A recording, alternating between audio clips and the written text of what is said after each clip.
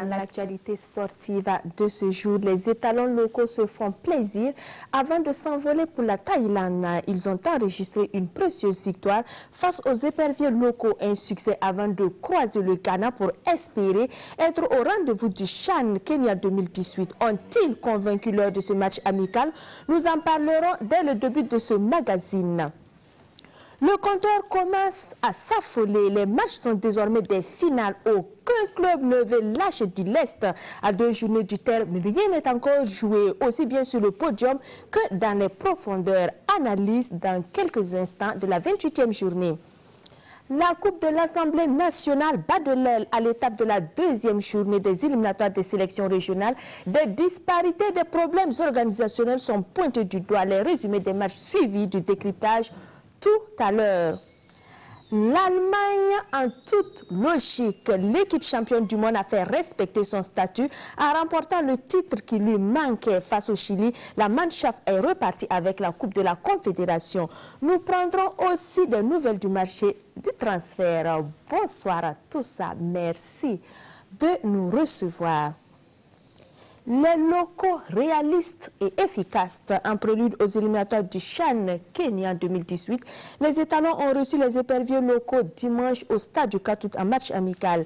Les garçons de Drissa Malo Traoré Saboteur ont fait trembler les fidèles adverses à 2 reprises sans encaisser le moindre but. Une victoire de 2-0 qui vient concrétiser et mettre fin à une période de disgrâce. Urbain Benito Sommet, Victorien Marienne.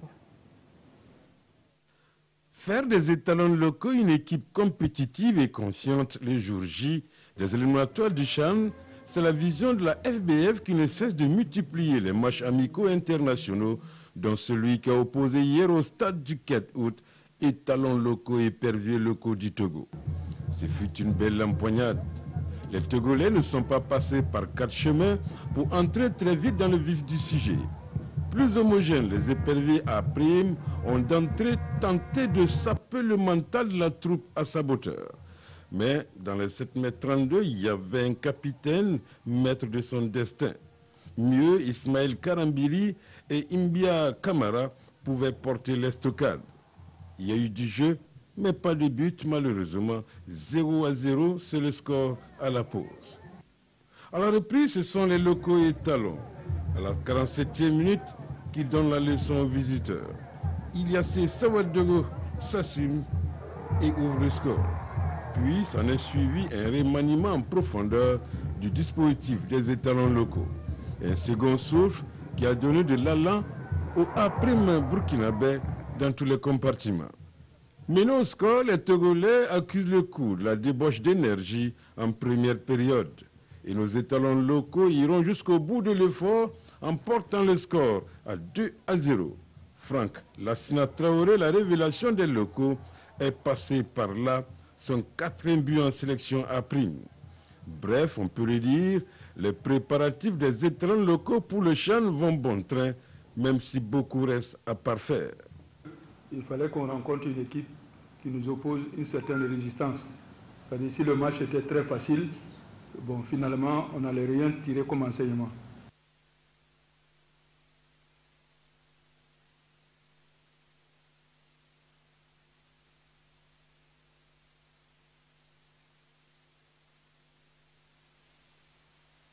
On va travailler. Je pense que les encadreurs ont vu ce qui ne va pas et ce qui a marché. On va travailler dans l'avenir pour pouvoir être prêt avant le match de qualification. Dans tous les cas, les éperviers à prime du Togo ne sont pas également très loin du compte. C'est une équipe en jambes. Je retiens surtout de ce match, c'est la première mi-temps. J'ai vu mon équipe qui a produit un bon jeu, mais comme je l'ai dit, il ne s'agit pas seulement de produire un bon jeu, c'est de gagner. Je pense que ça nous a manqué un peu d'expérience aussi, surtout quand on voit les 2 buts qu'on prend. Alors que sur le premier, on avait eu l'occasion de but, on perd le ballon bêtement et on prend un but en contre. Mais bon, c'est le premier match.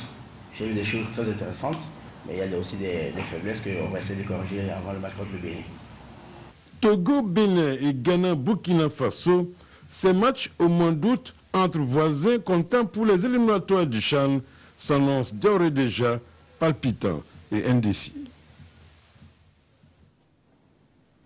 Un reportage signé Victorine Marienne. Bonsoir Lassina Sawargo et bienvenue sur ce plateau. Bonsoir Christelle. Vous étiez au stade mais vous n'avez pas signé ce reportage. Dites-nous, est-ce que les étalons locaux vous ont convaincu? C'est une équipe d'étalons locaux qui a deux visages incrécels pour ce match. Une équipe de la première période assez poussive, qui a manqué véritablement d'inspiration. Et puis une seconde équipe de la seconde période qui a montré de réelles choses intéressantes avec naturellement ces deux buts marqués qui ont permis aux étalons d'accrocher enfin une première victoire dans les statistiques de la préparation vers le Ghana au mois d'août prochain. La dernière sortie des étalons locaux vous avez laissé dubitatif. Est-ce toujours le cas? Est-ce que le Ghana semble à votre portée? Déjà, il faut dire que c'est ce match face au Togo. Le Togo aussi est en préparation. Le Togo, vous savez, a beaucoup de soucis dans son championnat. Le Togo, l'entraîneur l'a dit, vient de terminer la phase foncière. Les joueurs ont du mal à récupérer. À contraire, les étalons du Burkina Faso enchaînent match amicaux sur match amicaux. Et apparemment, en termes de vitesse de croisière, les étalons doivent pouvoir atteindre leur vitesse de croisière. Mais écoutez, Saboté l'a sans doute dit, il a joué avec deux systèmes différents. Il a commencé une première période avec un 4-4-2 qui apparemment n'est pas notre ADN. Quand on voit l'équipe nationale de Paulo Douarté jouer, on ne joue pas en 4-4-2. Lui décide de jouer en 4-4-2 en première période, ça ne nous a pas du tout réussi. Et en seconde période, il passe en 4-3-3. Apparemment, ça a donné plus de satisfaction, mais il ne faut pas... Moi, je n'ai pas envie qu'on sait déjà l'euphorie, parce que là, c'est des matchs amicaux. On a vu une équipe togolaise, véritablement, qui a manqué d'inspiration. Sinon, en première période, elle aurait pu ouvrir le score. Et puis, une seconde période, les étalons, après les changements, ont montré de bonnes choses. C'est vrai aussi. C'est vrai aussi qu'il faut signaler. Les étalons du Burkina Faso, la plupart des joueurs ont joué le vendredi, c'était même le samedi, pour donc se retrouver en équipe nationale le dimanche. C'est véritablement une situation déplorable parce que c'est difficile. On nous a tous dit que pour récupérer un match de football, il faut 72 heures. Là, certains ont eu 48 heures, d'autres 24 heures. Moins de 24 heures, ce n'est pas évident. On a essayé quand même de jouer le match. Est-ce que ça a permis de régler les choses? Je suppose que ça a permis de régler certaines choses. Surtout de donner de la confiance. Quel que soit l'adversaire, lorsqu'on arrive à marquer 2 buts, et surtout qu'on ne marquait pas du tout, ça donne de la confiance à l'équipe. Ça donne de la confiance aussi à l'encadrement technique parce que ça commençait à faire un peu trop. On commençait à trop tirer dessus. Là, s'il y a une victoire, c'est tant mieux en attendant de voir la suite. Avant d'affronter le Ghana en août, ils vont s'envoler pour la Thaïlande le 15. Est-ce que ce match est opportun vu la distance? Et on voit même que les étalons locaux ont eu beaucoup de matchs avec des pays pas toujours connus dans le domaine footballistique. On a eu le Kazakhstan, on a eu le Kosovo. Bon, vraiment... Non, je pense qu'au-delà de l'opportunité de ce match, c'est le timing, Christelle. Nous sommes dans une phase du championnat assez cruciale. Nous jouons, on a dit, la finale du championnat RCK EFO. Ça se joue le 15. Les étalons locaux doivent voyager pour la Thaïlande dans la même période. Si on veut respecter le format actuel, certains joueurs de l'EFO et du RCK seront du voyage. Est-ce qu'opportun que pour des équipes qui payent les joueurs, qui nourrissent les joueurs, qui font tout ce qu'il faut libérer des joueurs pour avoir une finale de match. Et surtout qu'en Thaïlande, Saboté l'a dit lors de la conférence de presse, c'est encore cette histoire de gratuité. On nous prend en charge gratuitement. C'est une phrase que je n'aime pas du tout. Je pense qu'on parlerait plus d'objectivité, d'opportunité que de gratuité, parce que la gratuité n'est pas toujours une chose qui est bonne à prendre. Véritablement, je me pose des questions sur le timing de ce match-là et puis la problématique avec les équipes. On en reparlera la On va peut-être se permettre de laisser de côté les joueurs du RCK, de l'EFO et aussi des autres qui sont engagés parce qu'il y a aussi d'autres équipes qui luttent pour la descente ou pour le maintien. C'est peut-être ça qui me cause un peu Merci beaucoup, Lassina Sawadgo, et il va falloir revoir tout cela parce que... Pour ces éclairages. On a aussi le problème avec l'équipe des espoirs qui convoque les joueurs lundi, mardi, mercredi alors qu'il y a les championnats. Lassina Sawadgo, on en reparlera parce qu'aujourd'hui on est un peu bousculé par le temps, on y reviendra. Retour sur la 28e journée du championnat national de D1. Le RCK ne veut pas se laisser distancer dos au mur. Le leader a sorti le grand Jabobo du Lasso devant l'ASFB. Les buffles ont été noyés devant leur public par des faucons révoltés et survoltés 4-0. Hassan Gourabou, Yaya Oussouré de Mbotambora. 7 puis 8 débuts. Début à 5 minutes de la pause pour le club de Kadiogo. Sur ce centre, John Jeremia ouvre le score. 1-0 à la mi-temps. Le même John Jeremia double la mise à la 69e minute sur ce ballon mal renvoyé par la défense de l'SFB. À 2-0, les Faucons, assoiffés de victoires depuis cette journée, volent encore plus haut. À 7 minutes du terme, ils obtiennent un coup franc. Aboubakar Sidiki Traoré laisse admirer sa frappe. Don Jérémia, décidément dans son beau jour, signe son triplé à 5 minutes de la fin. 4-0. Kamou Malo peut enfin pousser un ouf de soulagement. Il y a belle lurette que son équipe a goûté au plaisir d'une victoire en match de championnat. Ah, vraiment, et cette victoire vient vraiment à propos parce que depuis plus de 2 mois nous courons derrière cette victoire qui nous fuit depuis longtemps. Et je pense que ce soir les garçons ont brisé le signe indien. Et vous savez, quand vous êtes dans cette situation, le reste c'est au mental que ça se joue. Alors ces garçons-là, il a fallu les préparer sur ce plan psychologique. Sinon physiquement les garçons n'ont pas de problème, mais ça coince chez nous simplement sur le plan mental. L'AS fonctionnaire des Popos du Lasso a brillé d'un feu de paille avant de s'éclipser dans cette rencontre. Pour l'encadrement technique, cela s'explique. Bon, on peut vraiment accuser aussi la semaine. La semaine, le lundi, on ne s'est pas entraîné parce que c'était le lendemain de la fête. Et bon, après on nous dit que le match se joue le vendredi. Vous voyez comment la programmation souvent ça nous tue. Alors qu'à Bobo, il a plu le vendredi. Nous demandons, personne n'a pu s'entraîner à Bobo le mercredi. Donc on a eu seulement que 2 séances d'entraînement, le mardi et le jeudi. Vous voyez, les enfants n'avaient pas de rythme ce soir. Hein. Et puis ils avaient beaucoup de cartons jaunes. Donc vous savez, tout le monde jouait, tout le monde pensait à la Coupe du Faso. Et pour ces quarts de finale de la Coupe du Faso, le week-end prochain, les jaunes et noirs de Bobo jouent contre les Faux à Koudougou. Le RCK, lui, en découle avec le Raimo FC à Dédougou. Un rappel dans les autres oppositions, les Faux a pris la mesure du RCB 3-1. L'AGEB a craqué 0-1 devant le Raimo FC. Kozaf a accroché l'USO 1 but partout. L'USCO est venu piéger le Santos 1-0. L'AS Police est incliné sur le même score étriqué d'1-0 devant l'ASFA Yeninga. L'AS Sonabel a contraint l'USFA au partage des points par un score nul de 0 but partout. Enfin, à Sapone, le Majestic et le BPS se sont séparés 2-2, 1 but partout. Dans le tableau de classement, le RCK s'accroche au fauteuil du leader 55 plus 23. Toujours talonné de près par les Faux à seulement 2 longueurs, 53 plus 15. Raimo FC complète le podium, 3e, 47 plus 10 aux dépens de l'USFA relégué au 4e rang, 46 plus 13. L'AGEB reste toujours à la 5e place, 38 plus 1 devant toujours l'AS Police 6e, 37 plus 2 et l'ASFB 7e, 37 moins 3. L'ASFA Yeninga désormais 8e, 36 moins 5 gagne 2 places. Dans l'autre moitié du tableau, le RCB perd une place et se retrouve 9e, 35 points devant l'USO 10e qui perd un rang également. Position stationnaire pour le Majestic 13e, 34 moins 8. De même que l'AS Sonabel 12e, 33 moins 1. L'USCO de Banfora monte de 2 places, 13e, 28 moins 11. Au coude à coude avec le BPS de Koudougou, 14e, 28 points également, mais moins 16. Les deux relégables à ce stade de la compétition sont le Santos FC 15e, 26 moins 12 et Kozaf 16e, 24 points moins 11. Le RCK détient toujours le palmarès de la meilleure attaque, 43 buts marqués contre 14 encaissés.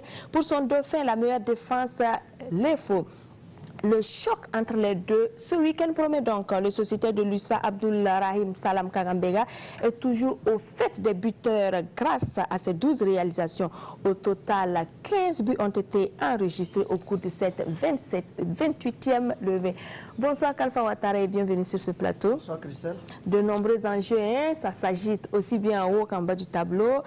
Dites-nous, si ce n'est pas la 30e journée, ou du moins peut-être la 29e pour le haut du tableau, mais la 30e journée pour le bas du tableau, ça s'agite. Oui, ça s'agite. Hein. Il faut reconnaître que pour le sprint final, Christelle, le sprint final étant lancé, et la bataille fait très rage, aussi bien comme vous le disiez, pour le titre et pour le maintien en première division. Et dans cette bataille, en tout cas, il y a des clubs qui ont marqué des points pour durant cette 28e journée. Il y a d'autres aussi qui ont montré des réelles limites. Nous allons commencer par les flops de cette journée. Et le premier flop, sans nul doute, c'est le Santos FC.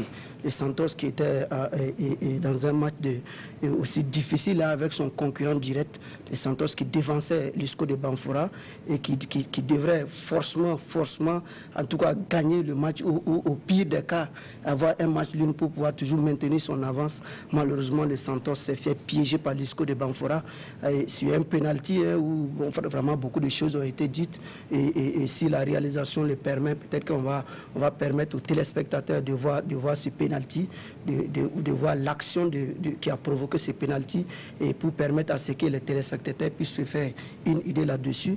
Mais il faut reconnaître que les Santos, en tout cas, a fait une très mauvaise opération face à l'Isco de Banfora. Et lors de cette 28e journée de championnat national de football de première division. Et les Santos qui est un flop aussi bien sur le terrain parce qu'ayant perdu, les Santos malheureusement aussi s'est illustré de façon négative à la fin du match parce qu'il y a eu des scènes de violence qu'on a toujours condamnées.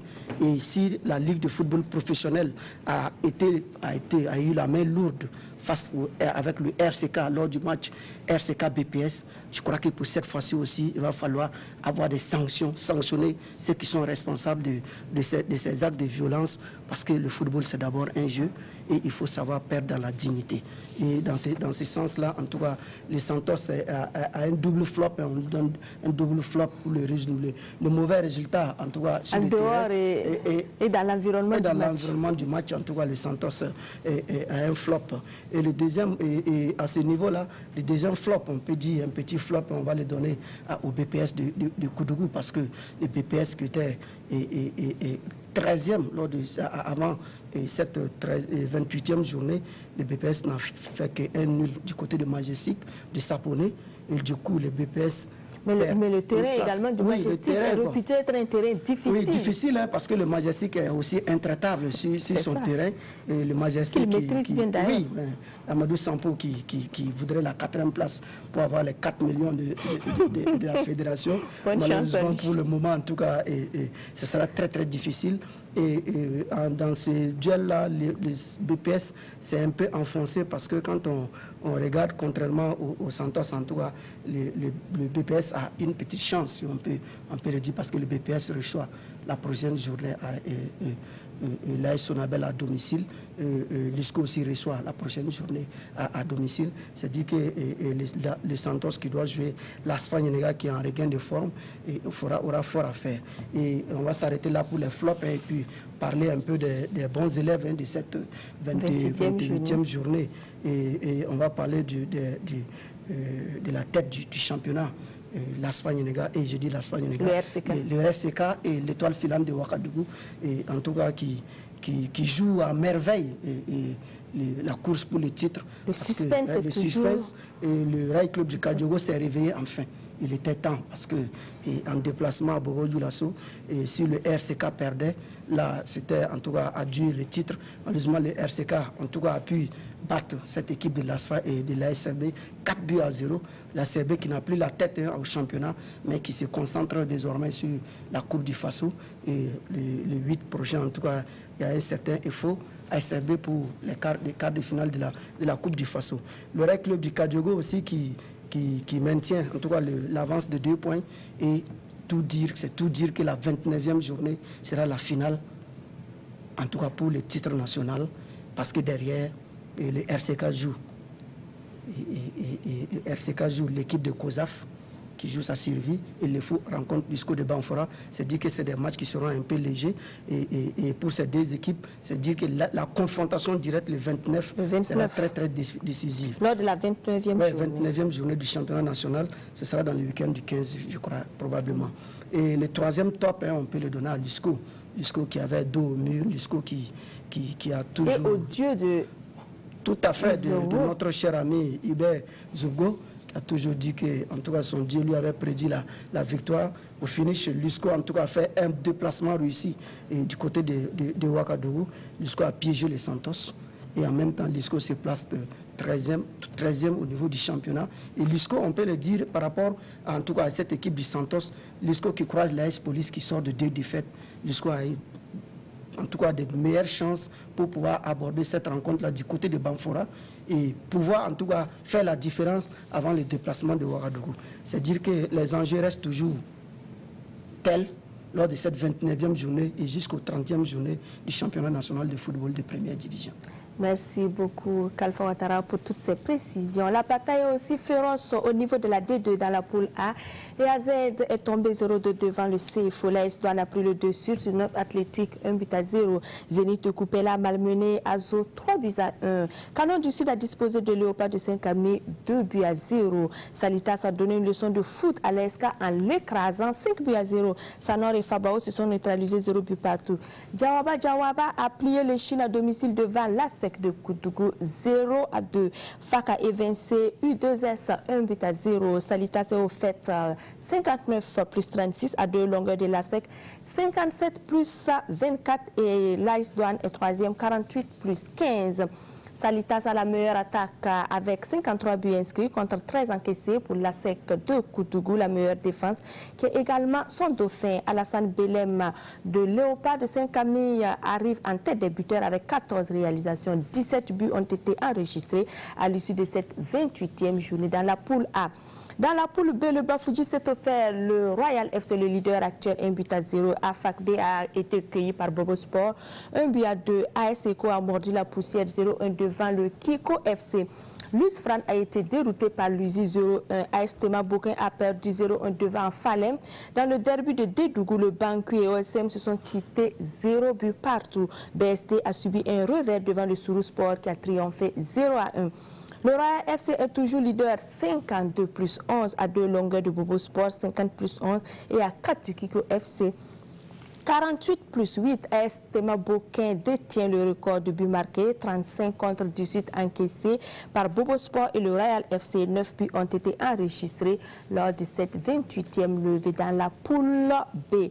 1 million et le trophée pour Vitesse FC. Le club de Mamadou Zongo Bebeto s'offre la 3e coupe de la fédération à Banfora samedi. Vitesse FC s'est payé Impact FC de Koudougou 1-0. Martin Zerbo, Yaya Ousiri Dembo Tamboura. C'est ce but de Cheikh Ouattara aux derniers instants du match qui a suffi au bonheur de Vitesse FC. La première période est pourtant équilibrée, avec seulement 2 situations nettes de but. 35e minute, Arnaud Dakio se retrouve face à face avec les portiers de Impact FC.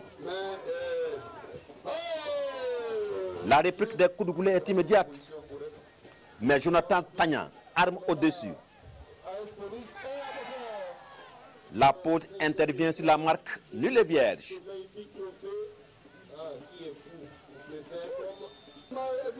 Et c'est en seconde période, notamment à 7 minutes de la fin de la rencontre, que les Bobolais font la différence. Un chef-d'œuvre de Cheikh Ouattara.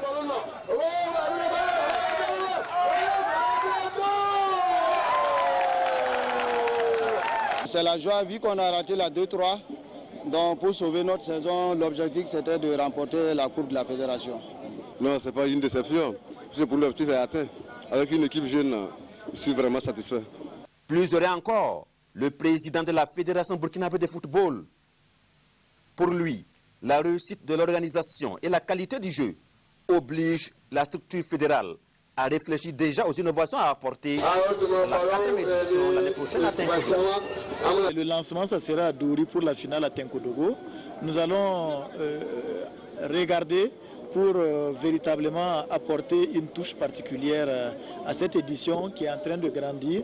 Un but marqué de plein sang-froid. Je pense qu'il ne me reste plus qu'à dire bravo aux 2 équipes qui ont livré une belle partie de football.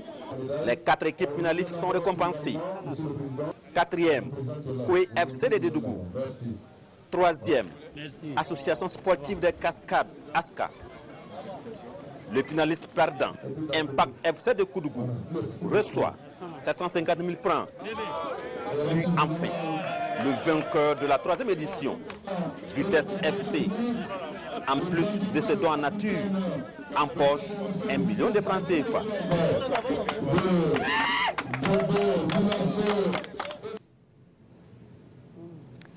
Ouvrons à présent la page consacrée à la première Coupe de l'Assemblée nationale. On est au stade des éliminatoires des sélections régionales. Pour cette deuxième journée, le centre a fait une démonstration de force. Devant le Nord, 5-1, c'est le score qui a sanctionné ce face-à-face. Une large victoire qui ouvre les portes des demi-finales aux centristes. Paul-David Bambara, Jean-Modeste Ouedraogo.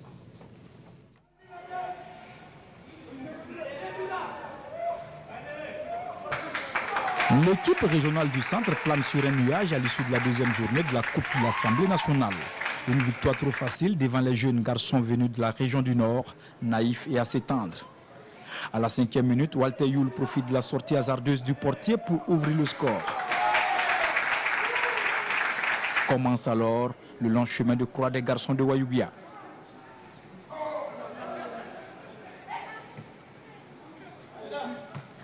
À la 19e minute, Daouda Diallo se promène dans la défense des Blancs et obtient un penalty.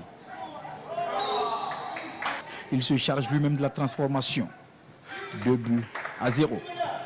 Dans les 15 dernières minutes de la première partie, Walter Youl signe son doublé de la soirée, puis Bienvenu Ouedraogo porte le score à 4-0.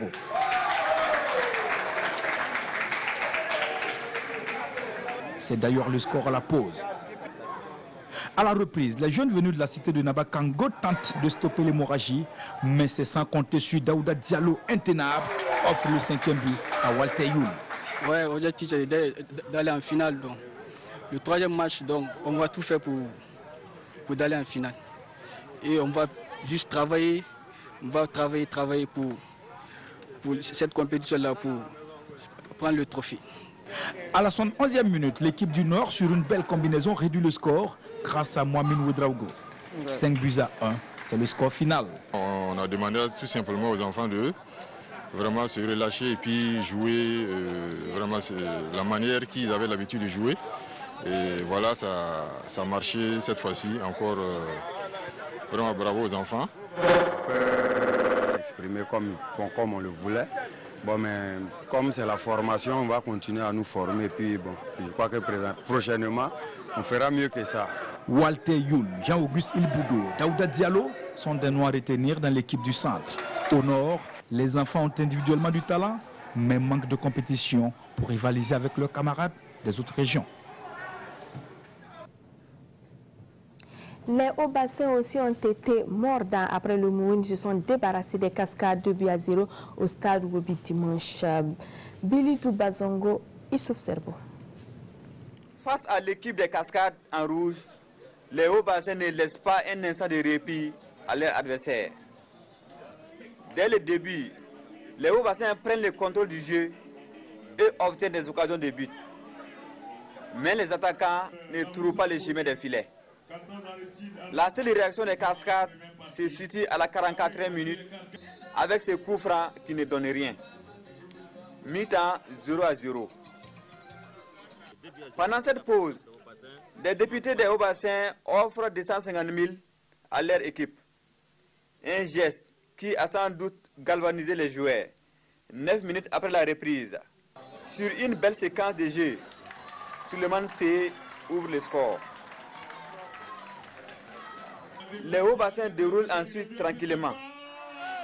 Sur ce énième débordement, Mohamed Sidi Diawara sert idéalement son capitaine qui rate le cadre.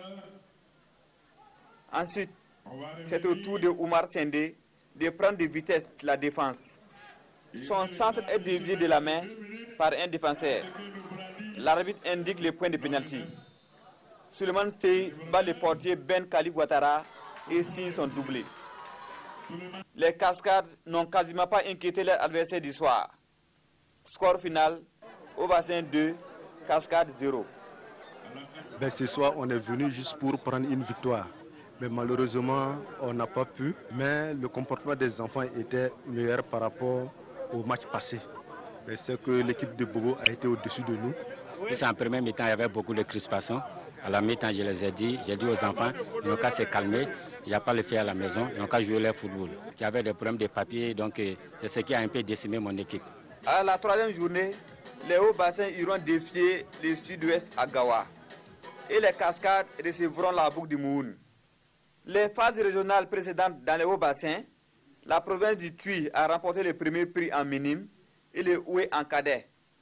Ils reçoivent les prix. À Zignaré, le plateau central a assuré à domicile. Il a accueilli le centre nord 3-2 en se montrant plus entreprenant. Issaka Ouedraogo, Mamatibina. De l'engagement, de l'envie, mais aussi de la maladresse. C'est ce qu'on retient de ce match entre le plateau central en blanc et le centre nord. Le plateau central, qui est le premier à trouver le chemin des buts sur transformation d'un penalty à la 7e minute par Mohamed Zongo. La bonne entame du plateau central se confirme à la 39e minute avec ce deuxième but de Yacouba Compaoré. Mais les Blancs vont se relâcher dans les minutes qui suivent le deuxième but. Le centre nord en profite pour réduire le score dans un premier temps à la 42e minute par Mamadou Laré avant de réussir l'égalisation à la 43e minute. Les deux équipes terminent la première période sur ce score de 2 buts partout. Le plateau central revient sur le terrain en seconde période avec plus de détermination. Acculés de toutes parts, les rouges et blancs craquent à la 109e minute. Un but de Abdulaziz Ouedraogo, dont l'entrée en jeu a donné plus d'allant à l'attaque des blancs et n'eût été les maladresses, le score pouvait être plus salé.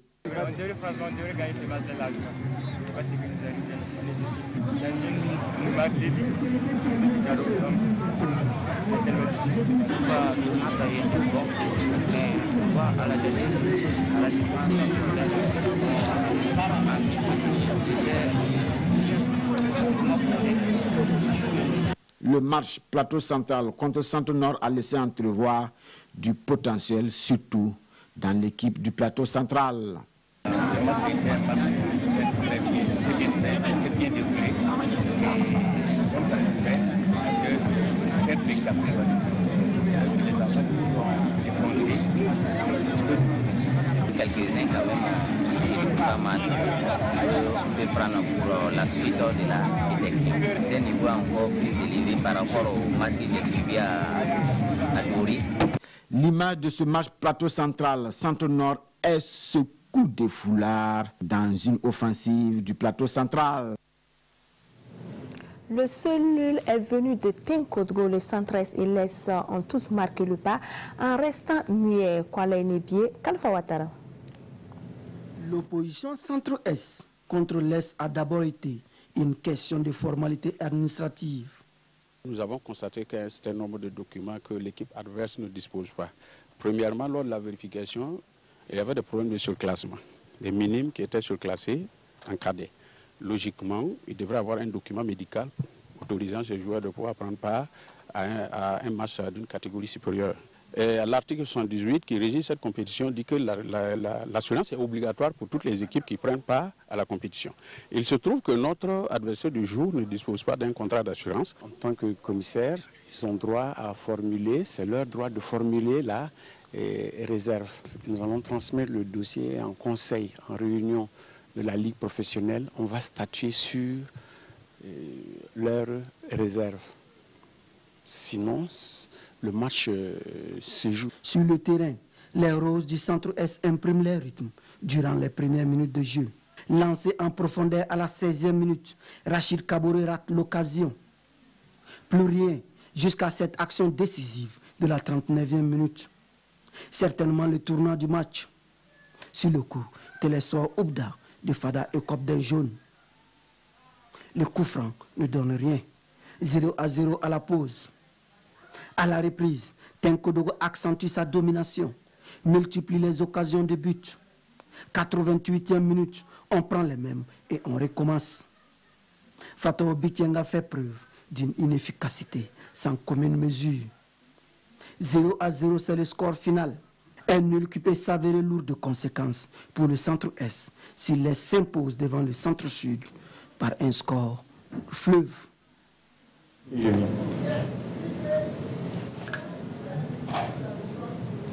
Jean-Modeste Ouedraogo, bonsoir et bienvenue sur ce plateau. Bonsoir Christelle. Dites-nous beaucoup de problèmes organisationnels depuis qu'on a entamé les éliminatoires des sélections régionales? On va dire que d'abord le tournoi est un très bon tournoi, un tournoi qui est initié par l'Assemblée nationale de Burkina pour accompagner les jeunes.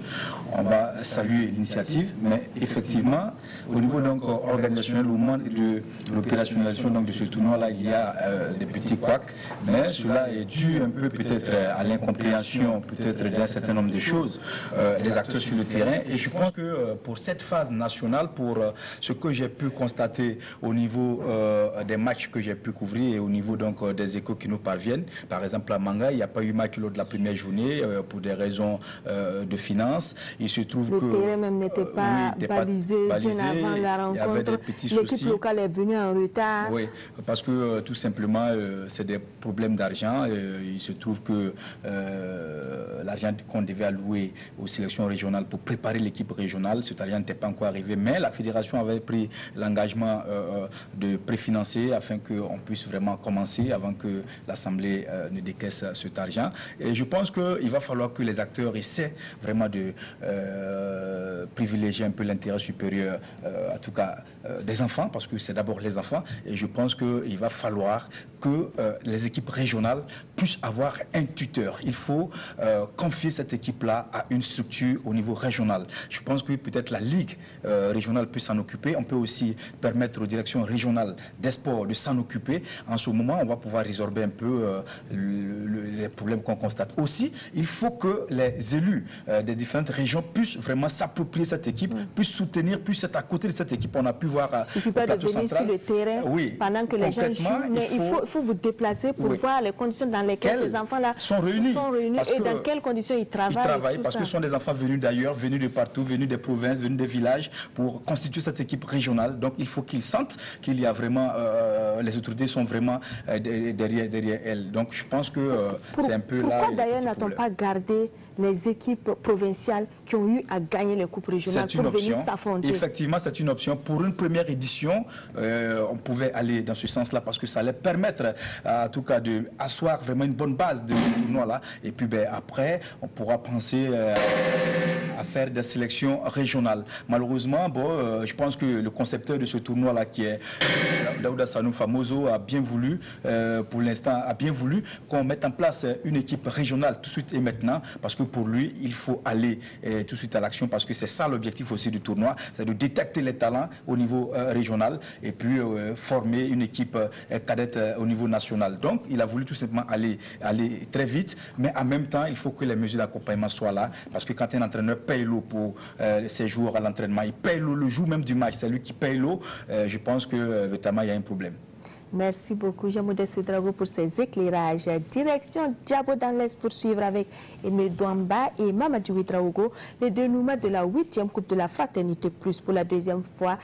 Yantenga s'approprie le trophée, donc cette fois aux dépens de l'Antoiga qui a été maté 3-0. Pour cette édition de 2017, le sort du tournoi Fraternité Plus de Diabo a été joué dans les 15 premières minutes de la rencontre. Cueillis à froid, les joueurs de l'Antago à maillot gris ont encaissé 2 buts en l'espace de 3 minutes. Léonel Soubega donne le temps en ouvrant le score à la première minute pour les jeunes de Yantenga. Sur ce coup de tête, Gabriel Soubega inscrit le 2e but de son équipe à la 3e minute. Quelques minutes plus tard, soit à la 14e minute, Wami Soubega enfonce le clou sur cette balle arrêtée et porte le score à 3-0. Yantenga conserve le score jusqu'à la pause. Le but visé dans cette compétition, c'est vraiment la fraternité et l'union des fils et filles de cette commune afin de propulser le développement de cette commune-là. Les jeunes ont commencé à comprendre que le développement est nécessaire pour nous tous. Quand vous regardez, ce matin, on a fait des plantations d'arbres, on a fait des dons aux crènes, on a fait des dons au CMA. Nous sentons l'engouement, en tout cas des fils et filles de Diabo, pour cette occasion de rassemblement des filles, fils de Diabo. C'est en même temps l'occasion pour nous de pouvoir nous retrouver et de réfléchir sur le développement de notre localité. À la reprise, les joueurs de l'Antago créent des actions concrètes, mais difficiles pour eux de faire trembler le filet face à une défense farouche de Yantenga. Avec cette victoire, Yantenga s'adjuge le trophée, un jeu de maillot, un ballon et une somme de 165 000 francs CFA. On a commencé la préparation avant même la Coupe du maire de la commune de Diabo. Et on a tenu le cap, c'est-à-dire la préparation physique, mentale dans l'équipe. Et c'est ce qui nous a permis d'être là ce soir devant. J'étais bien contente quand il y avait les buts. Mais la deuxième partie, ils ont été vraiment fair play et ils nous ont présenté un beau jeu. Donc je les encourage à persévérer. Le finaliste malheureux repart avec 120 000 francs CFA et d'autres lots en nature. Les vainqueurs des autres disciplines ont aussi vu leur mérite récompensé.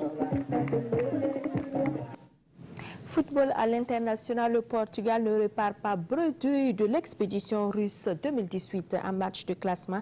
La Seleção sans CR7 qui se la coule douce avec ses jumeaux a dompté le Mexique 2-1. Quant à la Mannschaft, elle vient donc d'accrocher le seul titre qui manquait sur son tableau de chasse. Dimanche, l'Allemagne, champion du monde, venue avec une équipe rajeunie, a piégé le Chili dans la course au titre de la Coupe de la Confédération, 1-0.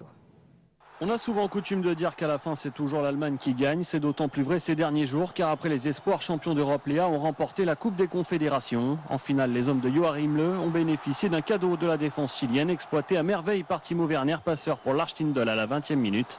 Les Allemands auraient même pu doubler la mise sur une nouvelle offrande, mais Goretzka est venu buter sur Bravo. Courte victoire 1-0 suffisant pour l'Allemagne qui décroche le dernier titre qui manquait à son palmarès.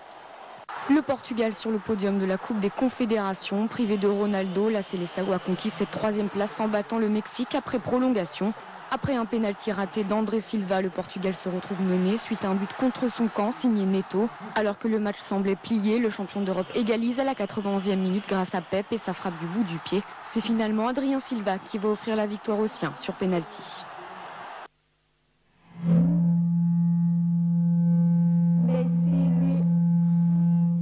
Toutes nos excuses pour ces sons sonores disgracieux. Messi lui a convolé un juste noce avec son ami d'enfance Antonella en Argentine devant un parterre du monde footballistique et du showbiz. Heureux ménage à la poule gamme. Retour au Burkina avec Jean-Modeste Ouedraogo sur ce plateau. Bienvenue de nouveau. Avec vous, on va voir les coulisses du match des transferts. On va parler de Bansé qui a fait une énorme saison du côté de la C alors qu'on pensait qu'il était en déclin. Oui, on va déjà annoncer que Bansé devait être en direct sur les antennes de la RTB. Malheureusement, pour des raisons techniques, on n'a pas pu joindre le garçon. Mais il faut dire que Aristide Bansé a surpris plus d'un, à commencer par moi, parce que quand Aristide Bansé signait en Côte d'Ivoire et à la SEC d'Abidjan, j'avais dit c'était un retour, en tout cas en Afrique, c'était un retour en Côte d'Ivoire pour mettre fin à sa saison, certainement, pour préparer, en tout cas, sa retraite. Et il nous a surpris, oui, parce qu'après 26 journées, Aristide Bansé est meilleur buteur de Côte d'Ivoire. Il a joué 22 matchs et il a inscrit 13 buts. Et là, il faut dire que la SEC d'Abidjan, grâce à Aristide Bansé, a pu donc remporter ce titre après 7 ans de disette. Et il faut saluer tous les Burkinabés de la SEC d'Abidjan, à commencer par Aristide Bansé, Hervé Kofi Kouakou désormais à Lille, et puis Souleymane Kwanda, Ouattara Youssouf, et j'en oublie, ils sont tellement nombreux, voilà. Et après, on va parler de nouveau, Kindo. Oui, voilà, et Tassiré Kindo, c'est son nom. C'est un jeune footballeur de 19 ans. Il évolue du côté donc de la D2 aux États-Unis, dans le club de New York Metro Stars. Cette saison, il a joué 28 matchs et 26 fois titulaire pour 6 buts. Il évolue donc à New York Metro Stars, 2e division. C'est un garçon, il est ailier. Voilà, ben parfois au milieu du terrain. Il a même fini cette saison par moment comme meilleur passeur. Et c'est un garçon qui a du talent au regard de ce qu'on a pu voir comme vidéo. Il a du talent sur le front de l'attaque et il est polyvalent. Direction maintenant le Brésil pour parler de Seydou Banoro. Oui, c'est vrai. Yaya Banoro, c'est vrai, le société de Londrina. Voilà, société de Londrina en 2e division au Brésil. Il est suivi de près par le Santos de Pelé et de Neymar. Ça sera une première pour le Burkina si le garçon arrive à officialiser son contrat avec le Santos. Pour l'instant, il est sociétaire de Londrina, mais il se pourrait qu'il rejoigne le Santos dans les jours à venir et c'est une actualité que nous allons suivre de près pour pouvoir permettre aux téléspectateurs de la RTB au Burkinabé de pouvoir voir en tout cas ce garçon évoluer dans le championnat de première division au Brésil. D'autres actualités du marché des transferts? On va revenir sur le transfert de Yacouba Koulibaly qui a signé au HAC le vendredi dernier, on l'avait annoncé. Il a signé donc au Havre Athletic Club. Il quitte le RCB, le Racing Club de Burkina-Faso, pour ce club de deuxième division française. Bravo au garçon aussi parce que ce n'était pas évident. Latéral gauche, il va se bonifier du côté donc, de la France aussi. Sibiri Alain Traoré quitte donc la Turquie pour le Qatar, tout simplement. Le garçon est en train de trouver là où on a besoin de lui, parce qu'en Turquie, il avait signé pour 2 saisons, et juste après une saison, il quitte la Turquie pour le Qatar.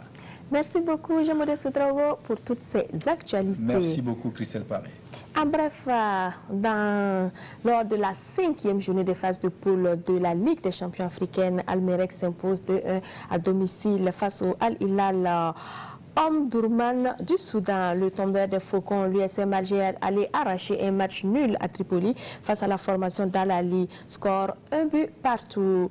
Le club Ferroviario da Beira du Mozambique et l'Étoile sportive du Sahel ont fait également un match nul d'1 but partout. Le Caps United FC du Zimbabwe a fait un récital 3-1 sur ses propres installations face aux Égyptiens du Zamalek. Le Mamelodi Sundowns, tenant du titre, a réalisé un déplacement fructueux en Éthiopie grâce à sa victoire 1-0 sur Saint-Georges. L'AS Vita Club de la RD Congo s'est fait accrocher à domicile 2 buts partout par l'Espérance sportive de Tunis. Zanaco FC Club Zambien et Al-Ali Sporting Club d'Égypte se séparent 2-2 à 0 but partout. Le Cotton Sport de Garoua a courbé les chines à 2 reprises face au Wydad Casablanca 0 but à 2. Et au niveau de la Coupe de la Confédération, Kampala CAC donc prend le dessus sur FUS Rabat 3-1. Rivers United s'incline 0-2 devant Club africain. Mouloudia Club d'Alger a battu donc le Platinum Star FC 2-0. Mbaba Nestralo du Swaziland du moins est tombé 1-3 devant le CX Sfaxien. Smoya de l'Égypte et Zesco United de la Zambie se sont neutralisés 1 but partout. Al-Alil a défait Club Récréativo Deportivo de Libolo d'Angola 2-0 et le Oroya de Guinée et Super Sport United se sont également séparés 0 but partout. Mounana du Gabon a été défait à domicile par le tout-puissant Manzembe 0-1. Chaque 24 juin, le monde du sport marque un arrêt pour célébrer l'esprit de l'olympisme. Cette année, le comité national olympique et des sports burkinabé n'a pas dérogé à la règle. Il a fêté la journée en différé samedi dernier dans la cité du Bafouji. Un clin d'œil à la capitale du Sud-Ouest qui abrite des activités commémoratives du 11 décembre cette année sur les pas des coureurs. Notre envoyé spécial dans la cité de Gawa, Jérôme Tchendrebego. Une pluie comme pour souhaiter la bienvenue aux Olympiens dans la cité du Bafouji et adoucir le temps pour leur permettre de sillonner le centre-ville de Gawa au trot. Voilà qui en rajoute au bonheur de la marraine native de la région du Sud-Ouest. Je voudrais tout d'abord dire merci au Comité national olympique des sports burkinabé pour avoir choisi la province du Poni, chef-lieu de la région du Sud-Ouest, pour abriter cette journée internationale de l'olympisme. On a essayé de décentraliser nos activités pour faire connaître le comité olympique. Vous voyez le monde, vous-même vous constatez, sont plus nombreux que si on avait organisé à Ouaga. Nous avons essayé de coupler avec les fêtes du 11 décembre. Et maintenant, nous allons essayer de tourner en suivant les 11 décembre. À Gawa, le départ de la foulée commémorative de la journée de l'olympisme a été donné sur la colline du pouvoir. La caravane composée des forces vives et des acteurs de toutes les disciplines sportives pratiquées au Burkina prend d'assaut les principales artères de la ville. L'ombre de l'ancien ambassadeur du Japon au Burkina, Masato Futaichi, a plané sur le parcours. Après environ 2 km, voici le cortège grimpant la colline du pouvoir pour l'arrivée du cross. Et ce n'était qu'une étape de l'activité. Les uns récupèrent, les autres s'intéressent à découvrir le tir à l'arc.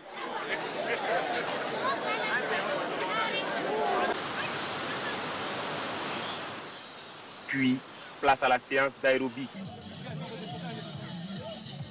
Comme l'a dit le président du comité international olympique, Thomas Bach, la journée internationale est une formidable occasion pour inciter le monde à bouger et à diffuser la joie du sport. Le sport pour tous, comme vous le savez, ça concerne les jeunes, les vieux, les femmes et les personnes âgées. C'est pour permettre aux gens de bouger et de retrouver la santé à travers le sport, quelle que soit la nature du sport. Quelquefois, on pense qu'on n'en a plus envie, alors que le corps a besoin. Moi, je sais que je vais bien dormir ce soir, donc à l'adresse de tout le monde, je dis que les gens n'ont pas tort quand ils disent que pour avoir un esprit sain, il faut un corps sain.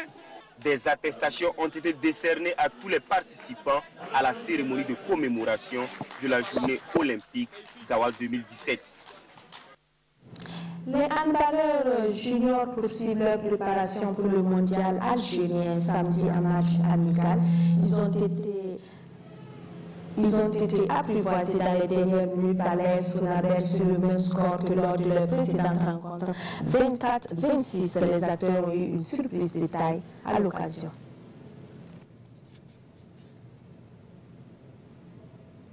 C'est un invité spécial qui a assisté au match amical junior AS Sonabel ce samedi après-midi.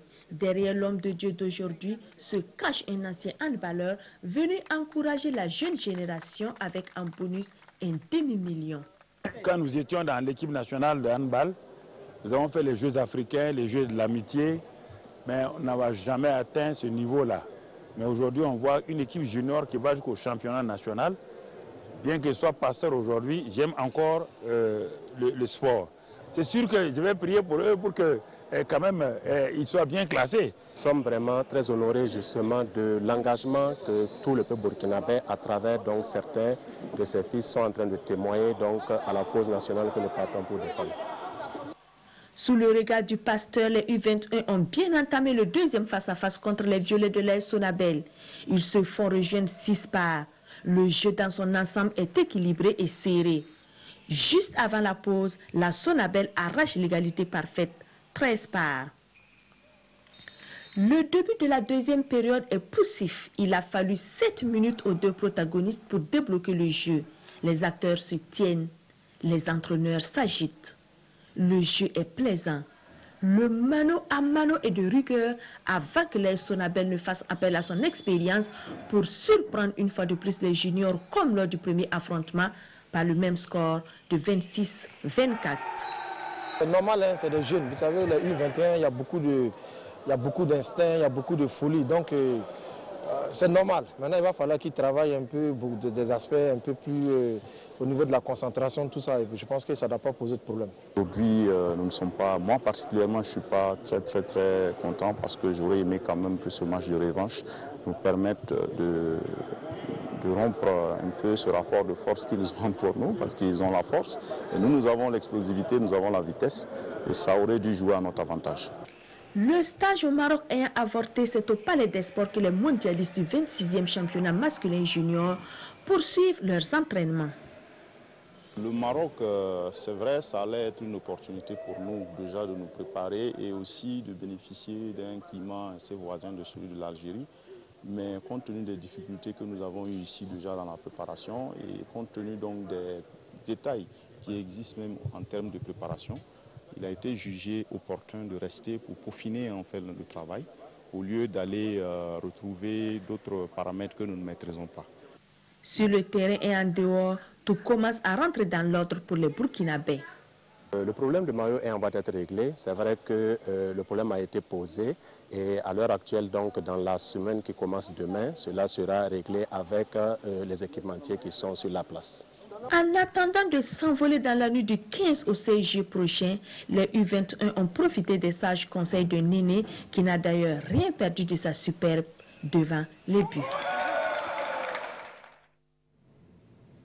Les images sont signées Souleymane Sanou. Ce dimanche, les juniors se sont repris en venant à bout de l'AS Douanes 25-27. Et à partir de ce mardi, les juniors vont céder le palais des sports de Ouagadougou au cadets. Ces derniers entament les phases nationales de leur championnat après les phases régionales qui se sont achevées dans les ligues de province le week-end écoulé.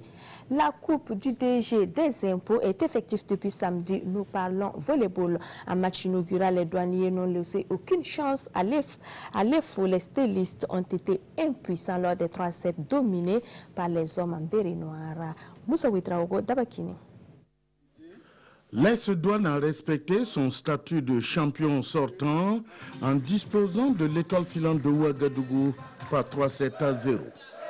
Gaussou Sidibé et ses coéquipiers ont tout d'abord remporté le premier set 25-18.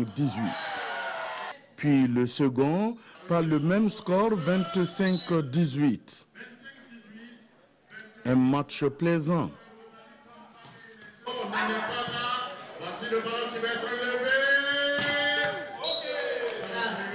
Alors qu'on s'attendait à un réveil des stylistes au troisième set, c'est finalement les douaniers qui prennent encore le dessus. 25-22. L'étoile filante de Ouagadougou, malgré la jeunesse de son groupe, a montré qu'elle était une équipe d'avenir. Chaque année, on est décimé par les plus forts, ceux qui ont le plus de moyens. Donc on nous puise 2-3 joueurs, on reconstruit une équipe. Ce n'est pas toujours évident. Je ne les blâme pas parce que je pense qu'ils se sont donnés. Il y a beaucoup de ratés parce que dans les moments décisifs, on a manqué beaucoup de concentration, on a manqué beaucoup de cœur, on aime le dire. Il faut à un certain moment jouer avec beaucoup de cœur et on n'a pas été lucide. Pour l'AS Douanes, ça a tout simplement été facile. Plus ou moins facile. Dans l'ensemble, on peut dire que les consignes ont été respectées parce qu'on avait demandé à ce qu'on puisse déranger les faux au service, pouvoir réceptionner nous en auto pour pouvoir faire le jeu qu'on voulait faire. En offrant une compétition, le donateur entend non seulement soutenir le volleyball, mais aussi faire et passer des messages. Il faut reconnaître que le volleyball n'est pas le sport le plus soutenu. Donc s'il y a des initiatives que nous pouvons prendre pour vraiment, on va dire, soutenir un tant soit peu, c'est tant mieux. C'est aussi vraiment l'occasion pour la Direction générale des impôts, à travers le sport justement, de promouvoir le civisme tout court et le civisme fiscal également. En attendant le tirage de la coupe qui va se disputer en hommes et dames, le championnat, lui, poursuit son petit bonhomme de chemin. Le nouveau bureau de la Ligue du centre de Vovinam Viet-Vodao est audacieux et ambitieux. Il voudrait des résultats probants au prochain championnat national. C'est pourquoi il a organisé une compétition pour détecter les valeurs sûres. C'était le 24 juin dernier à l'ISSTH où plus de 300 Vochines ont répondu présent. Jérôme Tchendrevego.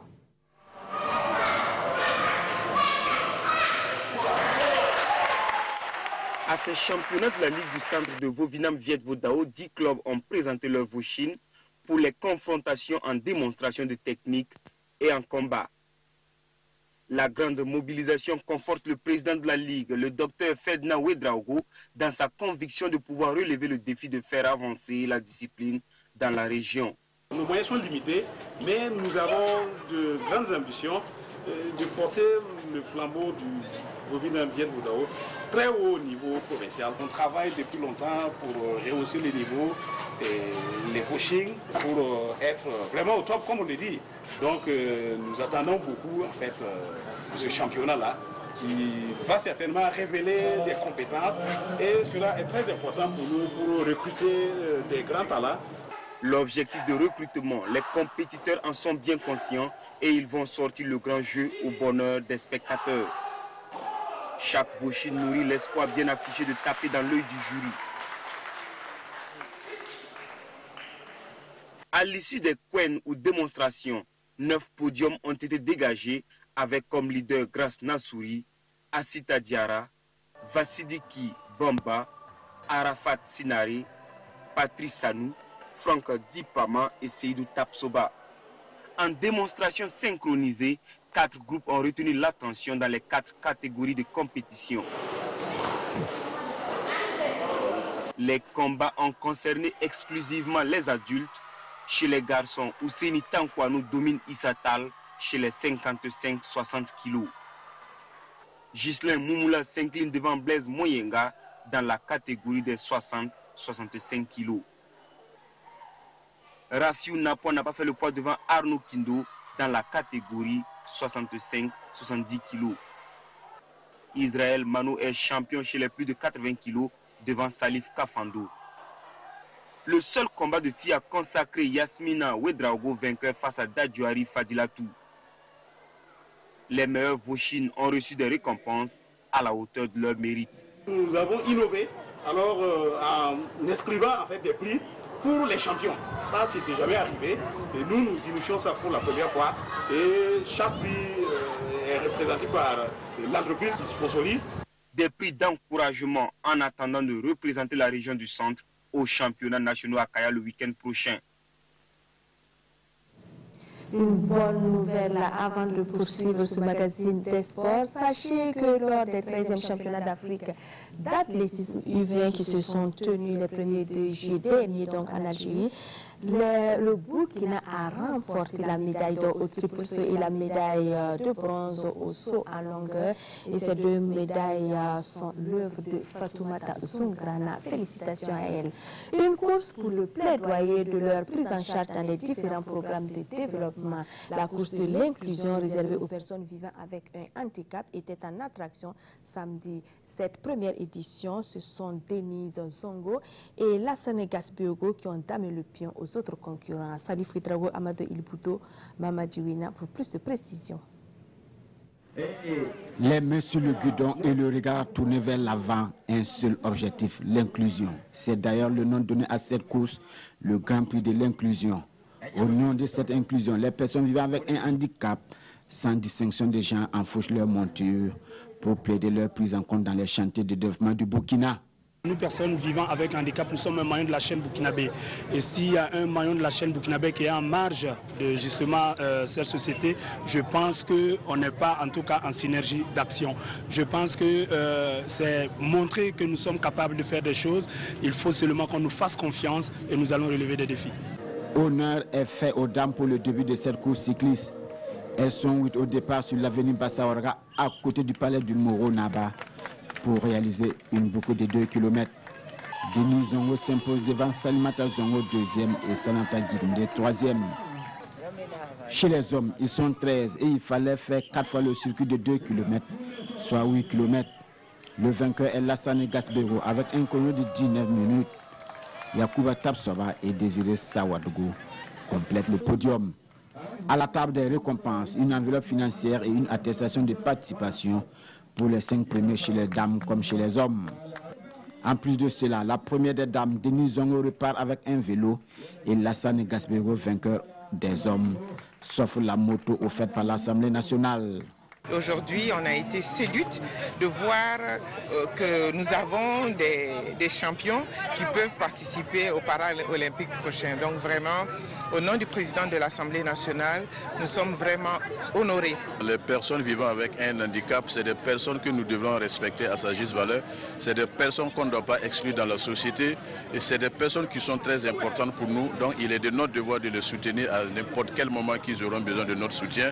Ce Grand Prix de l'inclusion qui est à sa première édition est un projet porté par Andy Pro, un organisme de défense de la cause des personnes vivant avec un handicap au Burkina.